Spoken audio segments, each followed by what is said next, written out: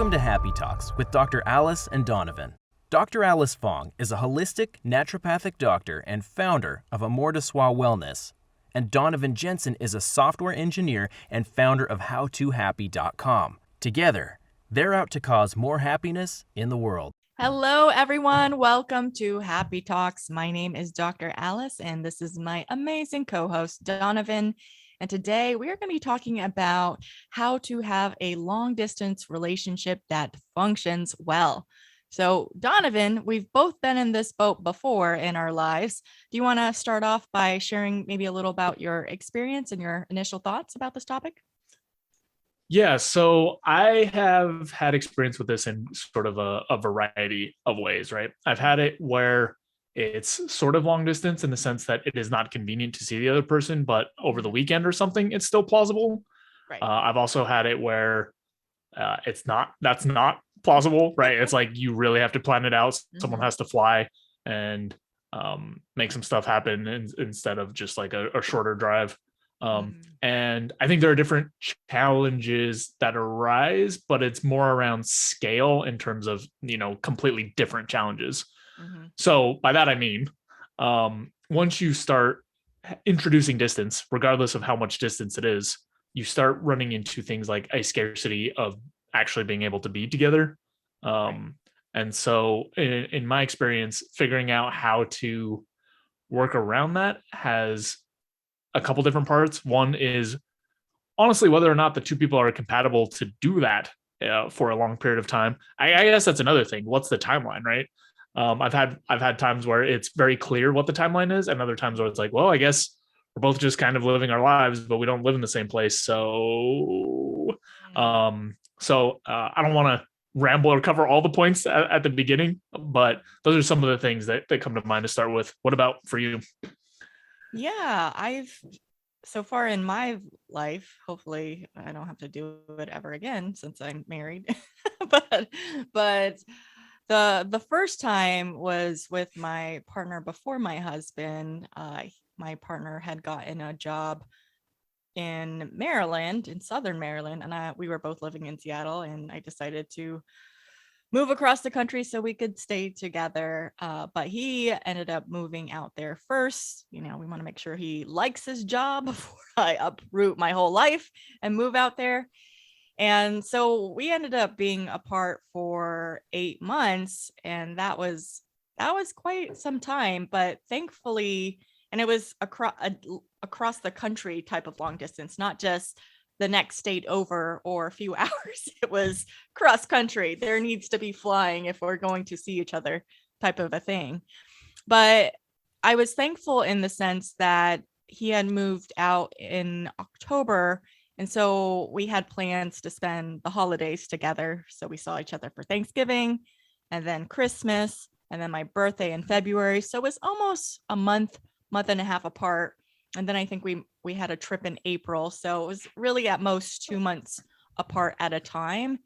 And the benefit of, I didn't say I loved all aspects of long distance, but what I really got out of that experience was learning to talk to my partner.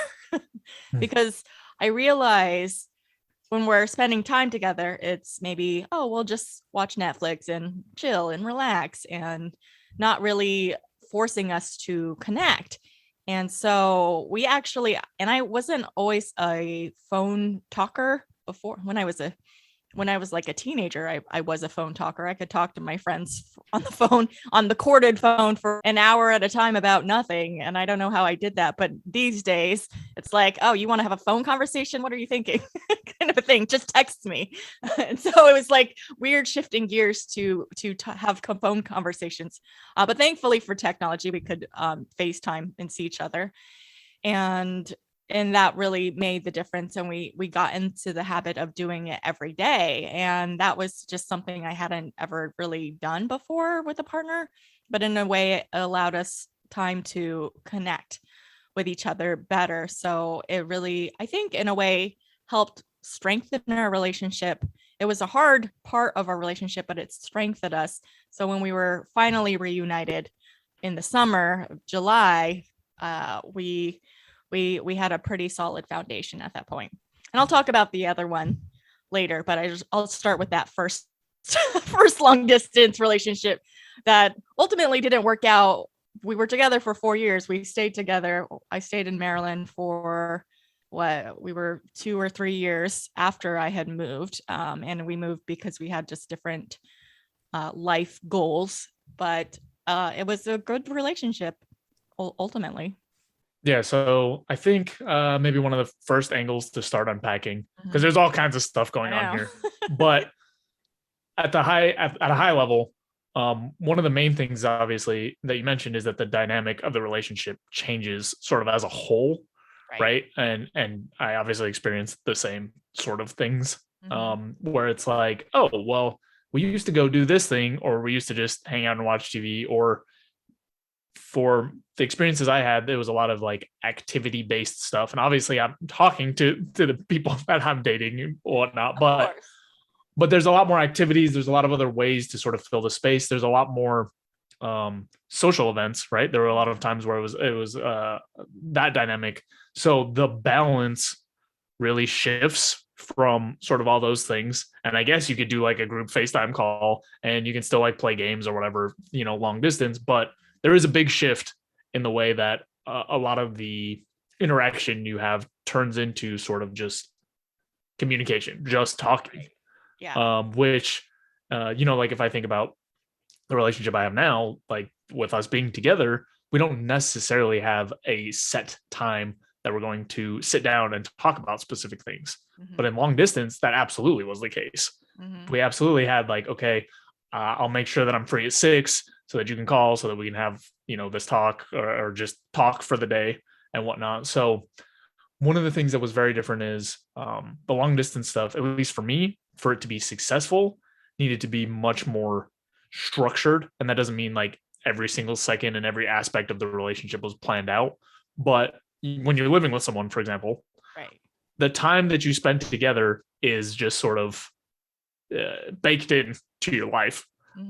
As opposed to when you get into long distance, you have to really start to plan for those sorts of things, or they may not happen, or they may not happen in a way that both people like. So that's another piece that I kind of want to start digging into, which is I found that while doing long distance, there was, at least for me, much more communication, not just at a general level, but around certain like preferences and what's going to work for me. And, like how often do we want to talk? When do we want to talk? What things are we going to talk about? So I'd be curious what your experience was sort of around the structure aspect. Yeah, I agree that structure absolutely had to be implemented for the long distance to work. And it just kind of naturally fell into place of, because we had also a 3-hour time difference because he was on the East Coast and I was on the West Coast. It was like, okay, he would call me or like right before bed, essentially. It was kind of, it just started to become part of the routine. And I realized, just as you were talking, how when you actually live with your partner, both that partner and even my current partner, I was like, I guess sometimes you take for granted the structure of long distance relationship because, you're like, oh, well, I get to see my partner every day. So we don't have to plan as intensely. And then maybe you don't plan as structurally. But with my current partner, my husband, we have a regular Friday night date night is our designated date night to connect. And because I think if we didn't have that structure, we would just keep constantly getting caught up in our busy lives, because I think both of us are the type of people who tend to fill up our lives with busyness somehow. So it really needs to be designated and structured, whether you're in a long distance relationship or even a non-long distance relationship. I think it's a vital part of any relationship. Yeah, I think maybe the difference, or at least what I've seen, because I've had a long distance relationship that did not work out very well, is that when there wasn't structure in the long distance one, it absolutely fell apart and was a mess, and people were not happy and things were not good. Whereas, being physically, in proximity with someone, you can get away with a lot less structure before there's problems, possibly, right? So sometimes you need more structure or less, but in my experience, it's definitely been less. The more natural flow of just having the person around or close Yeah. has allowed the things to work out better in general. Yeah.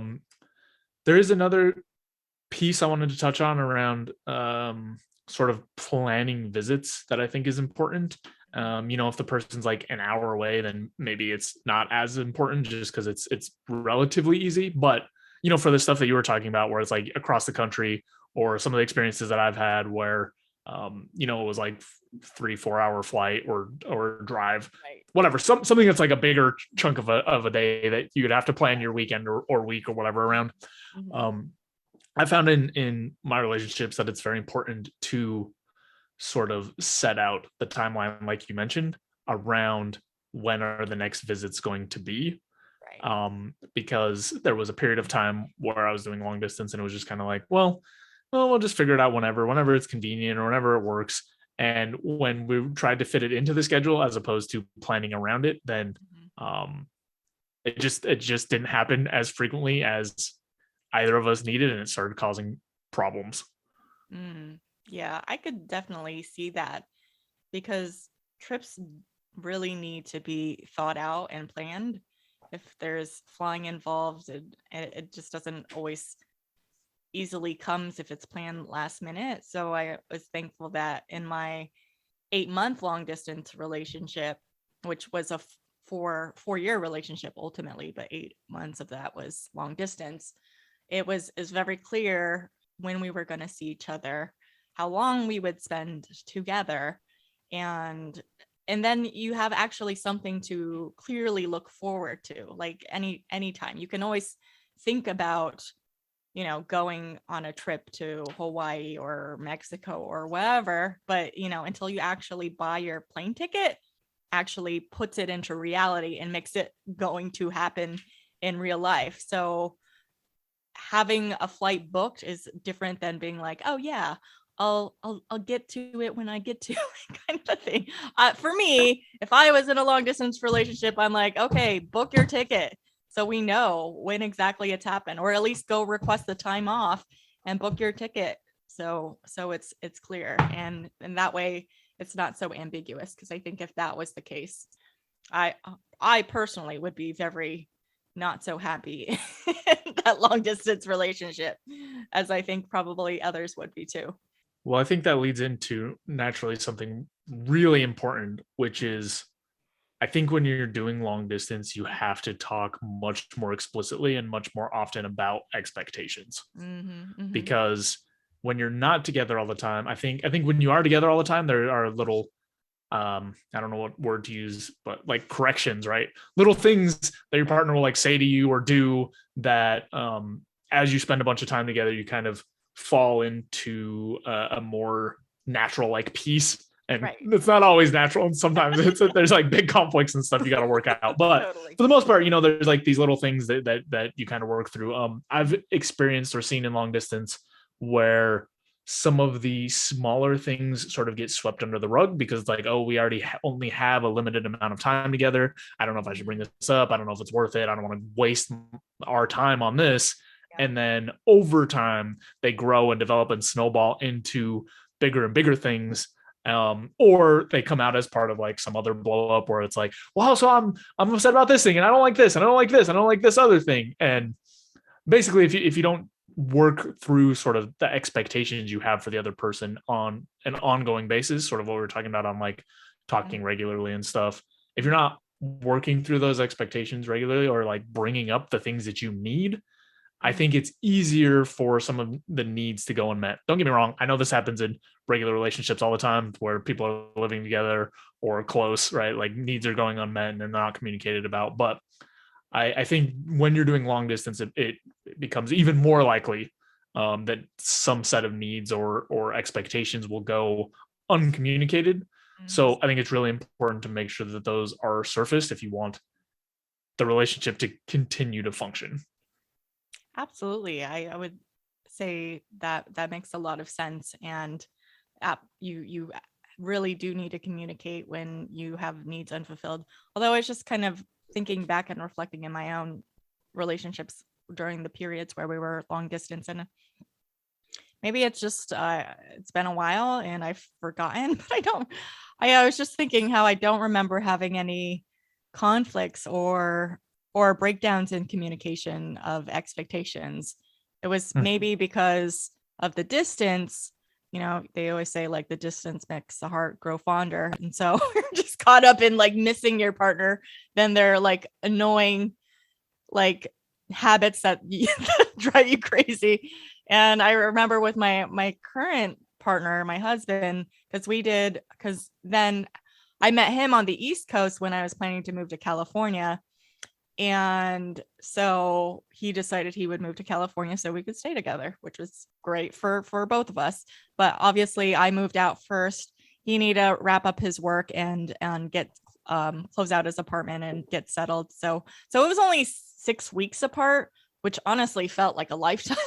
For whatever reason, it felt way longer than the 8 months that I had spent long distance with my other partner.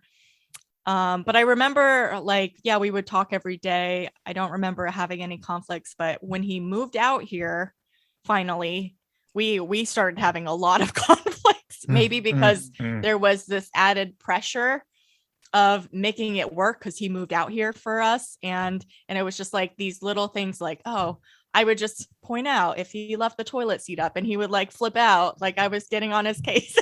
I was just like, why are you freaking out? I'm just pointing it out. I'm not saying you're a terrible person, kind of a thing, like these silly things. And so we might be diverging a little off topic, but I just wanted to make the point that sometimes maybe you experience more conflicts in long distance, maybe you experience more conflicts in non-long distance relationships, but regardless, communication needs to be the key to work through those breakdowns and be clear on expectations. And maybe I was not clear on my expectations of putting the seat down. Right. Yeah. I think it trails back in. One thing I want to mention before I get lost off on another topic is for an example of the expectations, so that it's more tangible. Yeah. One of the things that I struggled with was basically my partner and I had differing ideas when we were long distance about the amount of time we should be talking each day. But that didn't come out until after both of us were kind of annoyed, right? There were days that I was like, oh, I spent so much of today just on the phone. There was stuff I needed to get done, where she was feeling something along the lines of like, wow, my partner's not making time to talk to me and I'm not able to talk about all the things that I want to. So I just wanted to give like a more tangible example of sort of how that type of thing could develop. Right. Because we never talked about our explicit expectations of like, hey, like I'm busy. I don't want to spend more than 2 hours on the phone, or like, hey, I need to spend at least 2 hours on the phone to feel like I'm able to talk about all the things that I want to and tell you about my day and whatnot. So that's just the more like tangible example of sort of expectations that we each had, but we hadn't talked about explicitly until it kind of bubbled up. But going back a step to what you were talking about, I think there's two pieces there that are important to talk about, and they're kind of linked together, which are, what is the end game plan for your long distance relationship, right? So, which is like, do you have a plan to live together? You've sort of talked about it in situations where you have sort of a plan around when you will both be in the same place. I have had experiences where that's not the case, and that's tough because you do long distance for however long, 6 months, but then both people are like, so what are we doing here? Like, am I going to move here? Are you going to move there, or whatever else? So that's one piece I wanted to talk about, and what goes along with that, I think, is something that you started mentioning that I think we should dig into deeper, which is readjusting to the relationship when you are actually back together. Because from the start of the conversation, we were saying long distance, just sort of the dynamic is shifted, and even though it might be easy and super nice for things to change back to where you're back together, I know that's not always the case. So I'm going to stop rambling and let you pick up wherever you want from that. Yeah. So my initial thought was I concur with the sentiment of, in the relationship, it can be challenging with the expectations of the other partner. I don't think, for me personally, I would be able to be in a relationship, and maybe because I've dated a lot and had enough experience, enough confidence in myself and knowing what I want out of a relationship, that if I didn't feel like there was any end game or clear expectation that, okay, we are going to live together at some point in the future, even if it was like 2 years down the road, at least there's like a light at the end of the tunnel, this expectation that it's going to happen. I don't think I personally could be in a relationship that did not have that like end game goal. And I think it would be very challenging to sustain it. For both of my long distance relationships, there was that end game. And for me, I was very clear, even though me and my partner, my current partner, were very madly in love with each other. I specifically told him to really, because he was actually on the fence about having kids, which was actually why my last relationship ended, because he wasn't a yes or no to kids. He was on the fence about it. And I was like, well, you've been on the fence for 4 years. I can't wait forever for you to figure it out. So that's why we ended. And I wasn't sure that it would work out with my current partner because he was also on the fence. And I was like, well, I'm not going to do the same thing that I did in the past, kind of learning from that past experience. And so before he even like moved out here, he was talking about moving out here to California before I had moved out here, because that was always my goal, to be back near my family. I was like, you got to figure out the kids thing for yourself. You got to get off the fence, do your research. I don't want to pressure you. You got to figure that out for yourself. And what I love about TJ, he was very proactive about figuring that out for himself. He talked to friends, family who had kids. He spent time with my niece and nephew. He hadn't had much exposure to kids. And ultimately, he decided that, yes, he does want to have kids. And I was like, oh, that is awesome.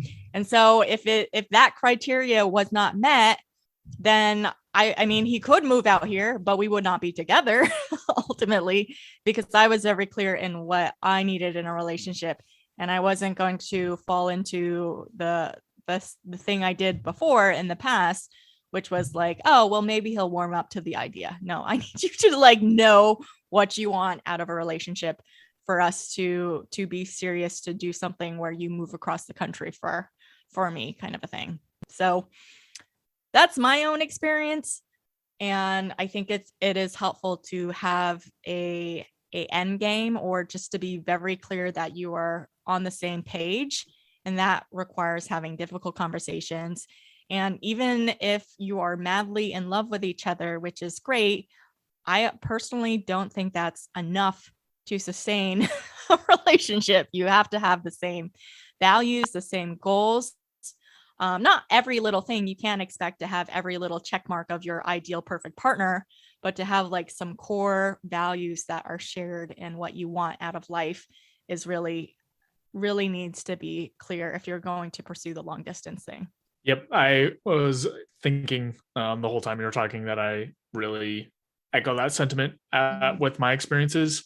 There were a couple times where I got into sort of somewhat long distance, or long distance of some sort in a relationship, because we were already in a relationship and then one person just had to move, and we never took the time to actually figure out how serious the relationship was or what our plans were, or we just kind of like, well, we're together and one of us has to move, so I guess we just stay together, which in retrospect, I've had more than one instance of that, and it was terrible. Like, it did not work out, because what happened is those exact same sorts of conversations and challenges came out, but just further down the road, after we had already made, certain sacrifices around like, okay, well, I guess I'll come all the way out there and do this and whatever else.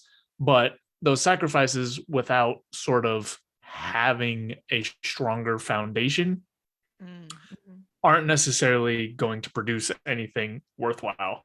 Now, obviously, it's easier said than done. Like if you're dating someone and you've been dating for an amount of time, this is the problem that I had. I had been dating for an amount of time that was like this sort of weird in between period. And instead of having a conversation around, oh, do we want to make this serious, or like, do we want to try this long distance and then evaluate after a certain amount of time if we want to move together, or any sort of conversation that would be useful at all, we just sort of let it happen.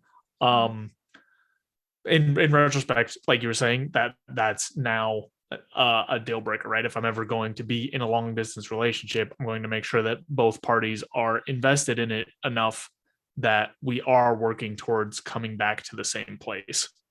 And maybe it's because I'm a little bit closer to some of those experiences, but that extra knowledge, I think, could have saved a lot of heartache, because it doesn't make it any easier, right? The longer that you're with someone, even if it's long distance and both people aren't sure what they're doing or if they want to get together or whatever, it still doesn't feel great when you break it off. But having those conversations up front is so much more useful and valuable. And if you're with someone and you're still kind of filling each other out and figuring out like what the scope of the relationship is, if one person moves,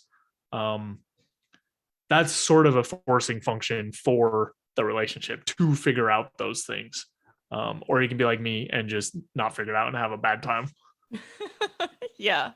I think even though those bad experiences were still learning experience, and you gain some insight about what you need out of a relationship, which I think is important.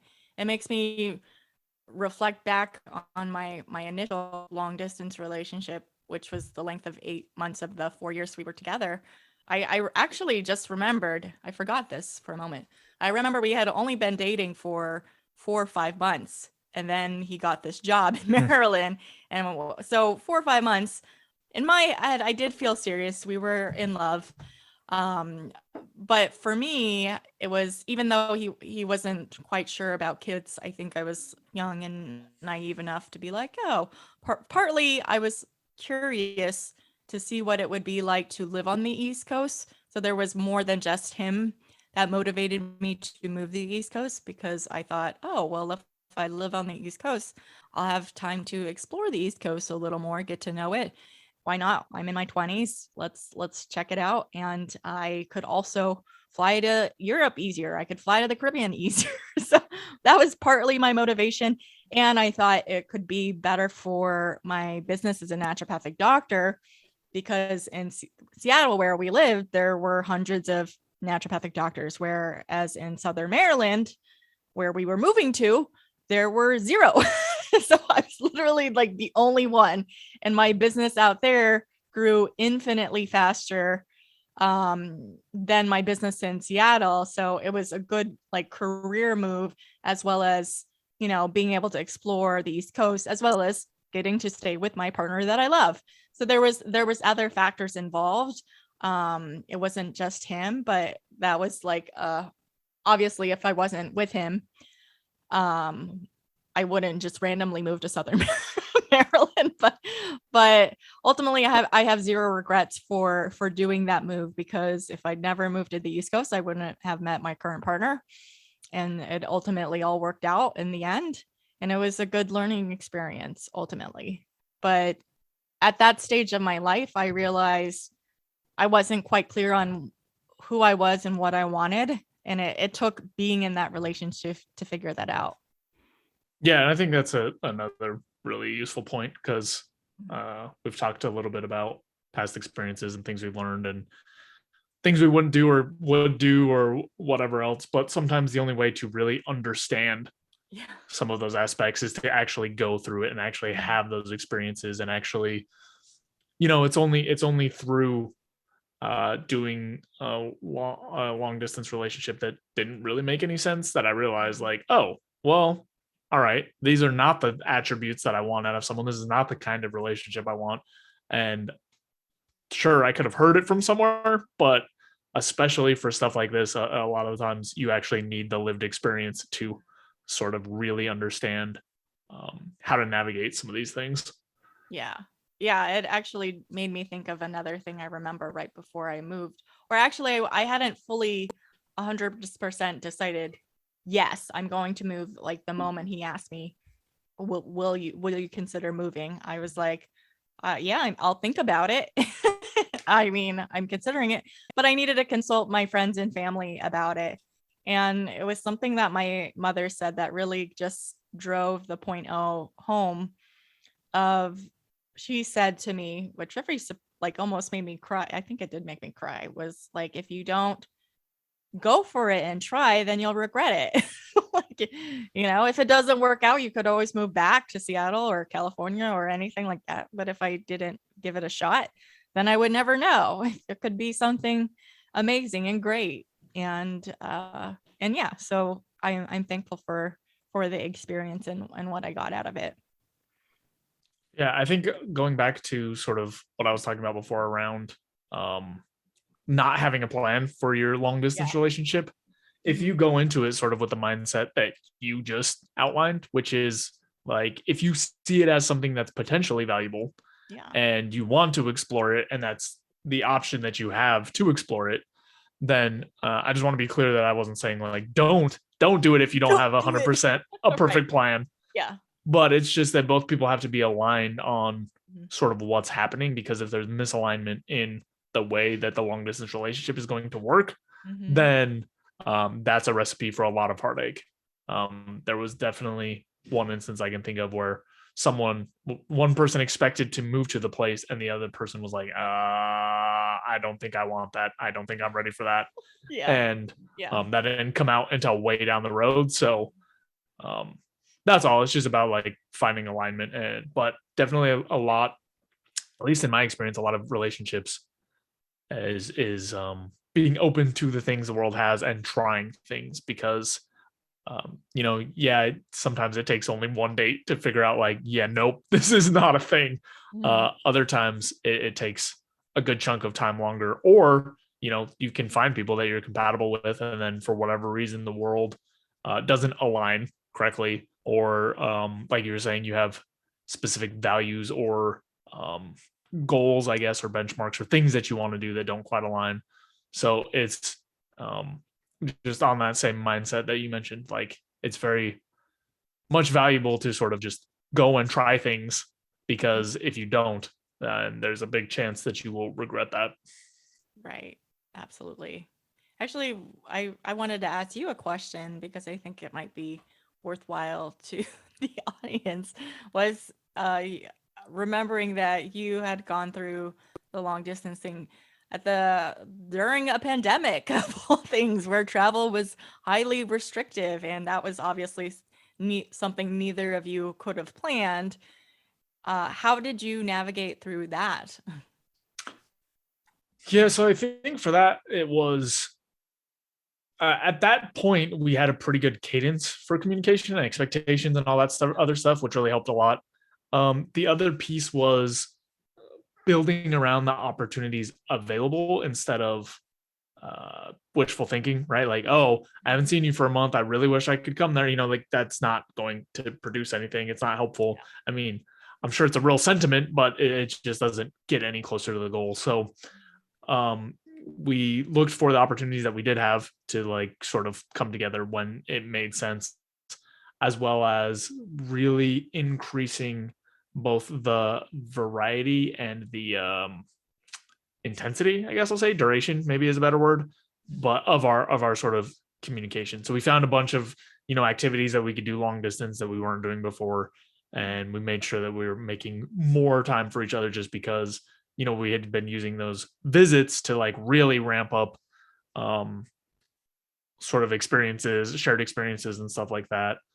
We just found other ways to do that. Don't get me wrong, it was absolutely different and a different quality of experience. But based on sort of the options presented to us, that was what was available, and we were still able to find some things to do that checked off most of the boxes. And then part of it was just expectations around like, this is the state of the world, so this sucks and we will just deal with it. We'll deal with it. Mm-hmm.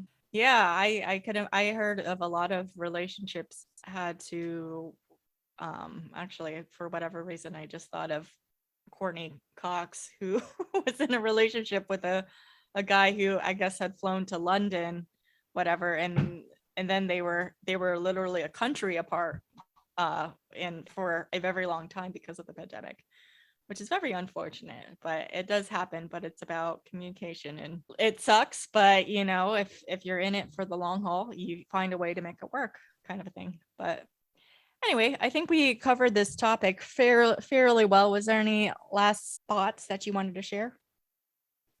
Nothing really, just, you know, long distance relationships are not easy. And if you expect them to be exactly the same as your close distance relationship, That's a bad idea. you're in for a bad time. Right, definitely. Cool. All right. Well, thank you everyone for tuning in. We appreciate you listening and watching. If you have been in a long distance relationship, did it work for you? Did it not? Type that into the comments if you'd like to share, or what helped your relationship work long distance. Thanks so much for watching. If you enjoyed this video, be sure to like it and then go and subscribe to my channel and ring the bell so you get notified when the next video comes out. If you check out in the description below, go to my website where you can get my free fast and easy guide to stress relief. Thanks again for checking us out, and we'll see you next time.